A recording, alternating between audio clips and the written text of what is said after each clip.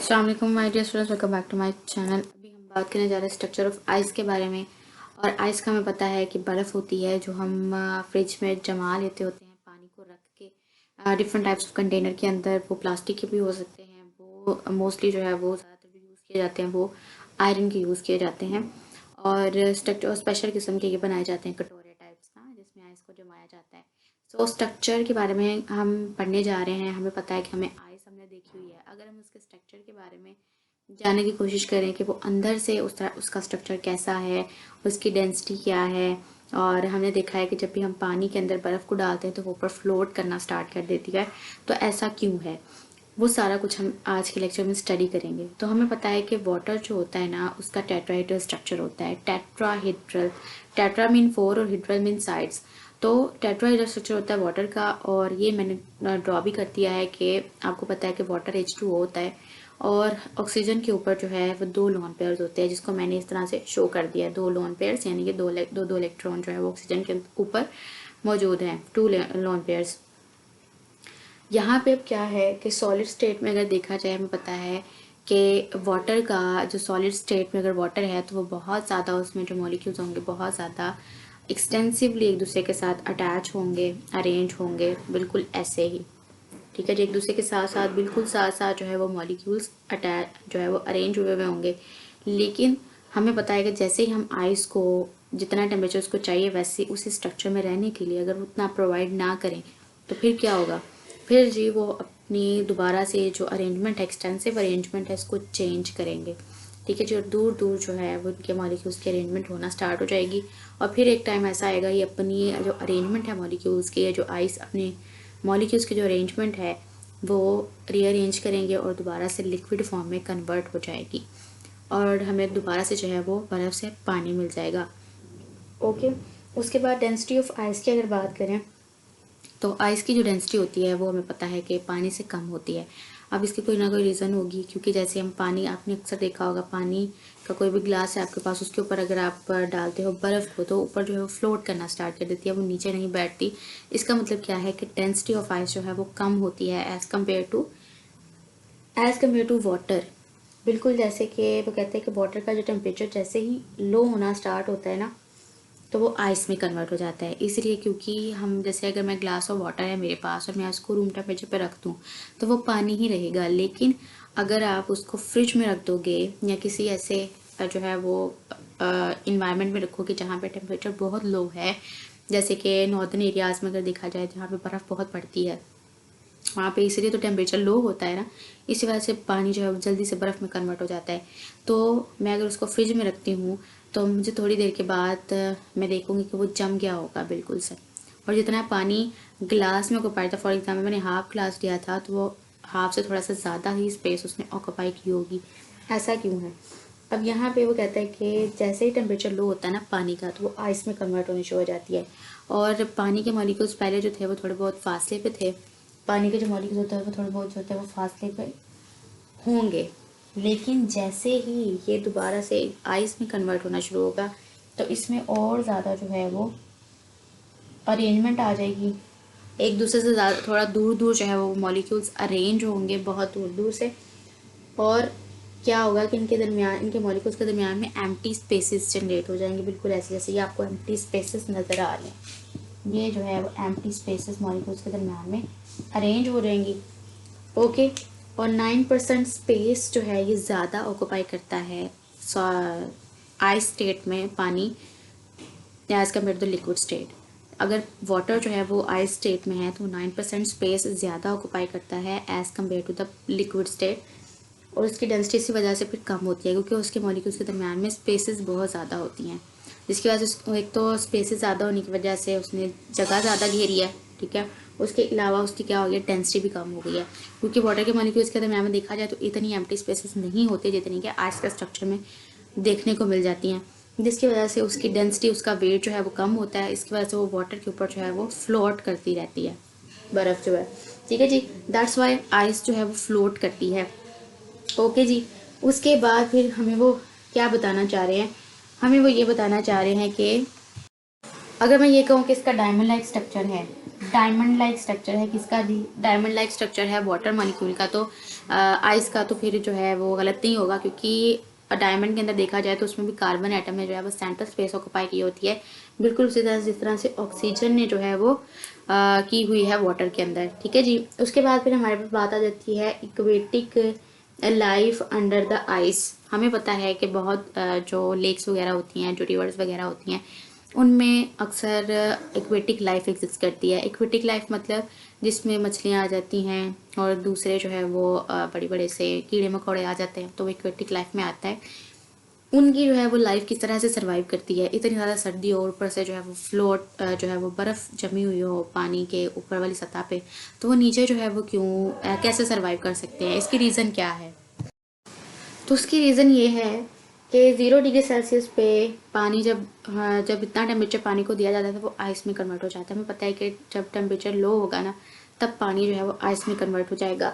तो वाटर जो है वो 0 डिग्री सेल्सियस पे आइस में कन्वर्ट होता है, लेकिन अगर उसका टेम्परेचर क्या होना शुरू हो जाए, अगर वो थोड़ा सा बढ़ के 4 डिग्री सेल्सियस पे चला जाए, ठीक है जी, तो सराउंडिंग टेम्परेचर इसका मतलब क्या है कि कम हो गया है, यानी कि 0 डिग्री सेल्सियस पे आइस बनता है। लेकिन अगर सराउंडिंग टेम्परेचर लो हो जाए तो वाटर का टेम्परेचर कितना हो जाएगा, 4 डिग्री सेल्सियस।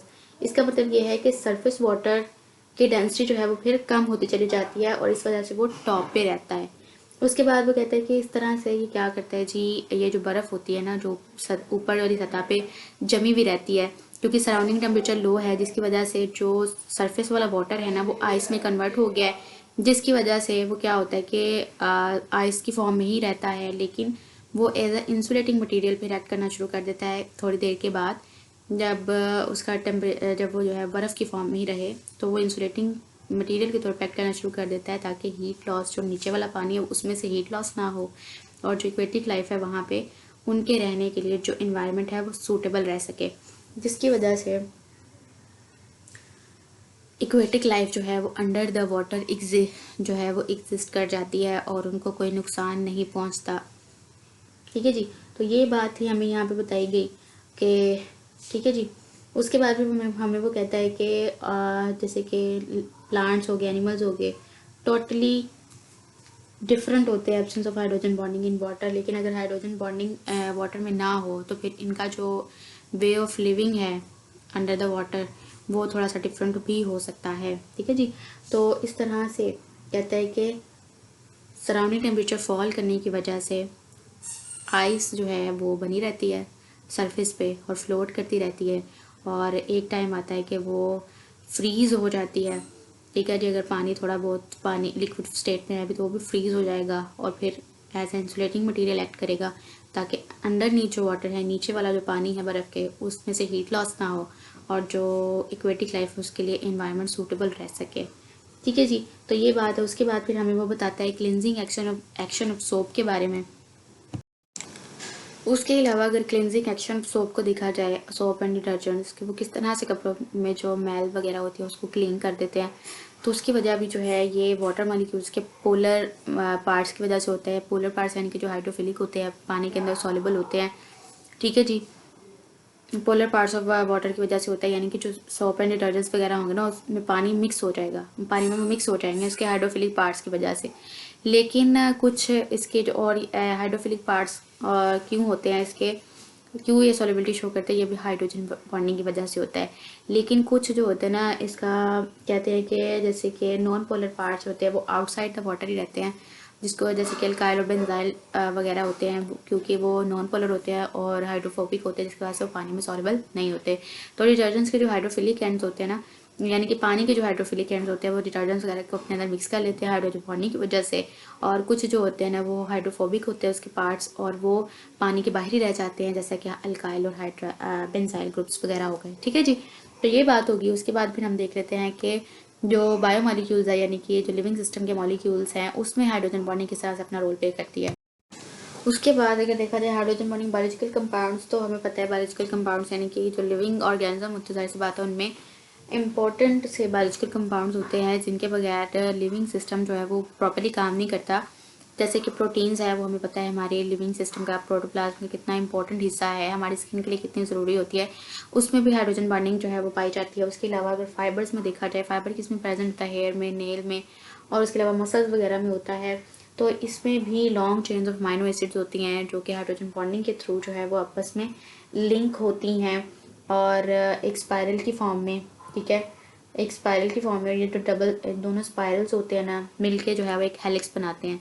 और ये जो हेलिक्स होता है ये राइट हैंडेड भी हो सकता है और लेफ्ट हैंडेड भी हो सकता है। उसके बाद फिर वो हाइड्रोजन बॉन्डिंग इन प्रोटीन्स की बात करता है। कहते हैं कि प्रोटीन्स के अंदर देखा जाए तो हमें पता है अमीन ग्रुप होता है और ये कार्बोक्सिलिक ग्रुप जो कि एडजेसेंटली वर्टिकल यानी कि इस तरह से वर्टिकली जो है वो पास पास अरेंज होते हैं प्रोटीन में। और उसके अलावा वो कहता है कि इसमें एक दूसरे के साथ ये लिंक होते हैं हाइड्रोजन बॉन्ड के थ्रू, और हाइड्रोजन बॉन्ड एक दूसरे के साथ लिंक हो के क्या बना देते हैं, एक स्पाइरल बना देते हैं, इस तरह से स्पाइरल सा बना देते हैं जी, ठीक है। और एक्सरे एनालिसिस में पता चला है कि एवरेज यहाँ पे 27 अमाइनो एसिड्स होते हैं एक हेलिक्स के अंदर, ठीक है जी। एक हेलिक्स के अंदर जो है वो 27 अमाइनो एसिड्स होते हैं।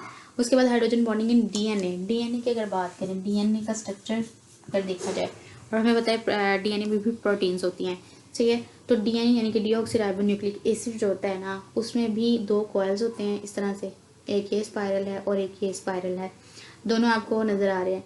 दोनों ही स्पाइरल्स जो है वो मिलकर क्या बनाते हैं, एक हेलिक्स बनाते हैं, ठीक है जी। क्या बनाते हैं, एक डबल हेलिक्स बना देते हैं। और इसका जो डायमीटर होता है यानी कि जिसकी जो लेंथ होती है वो 18 to 20 एंगस्ट्रॉम्स होती है, जो कि बहुत ही एंगस्ट्रॉम जो होता है वो इतना छोटा यूनिट होता है कि ये उसके लिए यूज़ किया जाता है जो बिल्कुल माइक्रो लेवल पे होते हैं हमारे मॉलिक्यूल्स वगैरह। तो डीएनए 18 to 20 एंगस्ट्रॉम इसका डायमीटर होता है, ओके।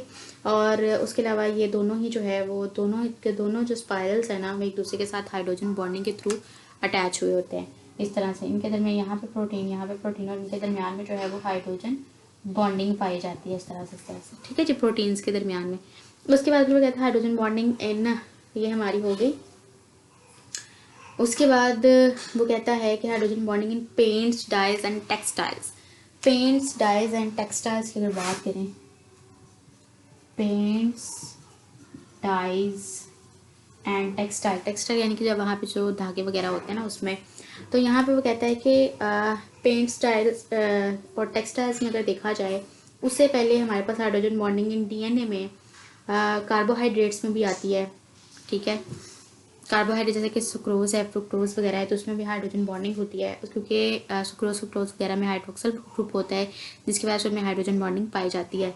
और उसके बाद वो कहता है उनके, ठीक है जी, hydrogen bonding in paints, dyes and textiles और मटेरियल में अगर देखा जाए तो वो कहता है कि एक जो है ये प्रॉपर्टी है हाइड्रोजन बॉन्डिंग की कि पेंट्स, डाइज जो होती हैं वो हमें पता है कि पेंट्स वगैरह जो डाइज वगैरह होते हैं उन्हें दीवार के साथ चिपकना होता है, तो उनकी जो चिपकने वाली प्रॉपर्टी होती है हाइड्रोजन बॉन्डिंग की वजह से होती है, ठीक है जी। उनका जो है एडहेसिव कैरेक्टर होता है वो हाइड्रोजन बॉन्डिंग की वजह से होता है। इसी तरह से हाइड्रोजन बॉन्डिंग जो होती है वो ग्लू वगैरह में, हनी वगैरह में या स्टिकी सब्सटेंसेस में भी पाई जाती है, तभी तो वो चिपकने की सलाहियत रखते हैं, ठीक है जी। उसके बाद फिर हाइड्रोजन बॉन्डिंग जो होती है बहुत ज़्यादा इंपॉर्टेंट होती है थ्रेड मेकिंग में। अगर टेक्सटाइल की बात करें, थ्रेड मेकिंग में, कॉटन में, सिल्क में, सिंथेटिक फाइबर में, सिंथेटिक फाइबर जो कि बनाया जाता है फैक्ट्री के अंदर।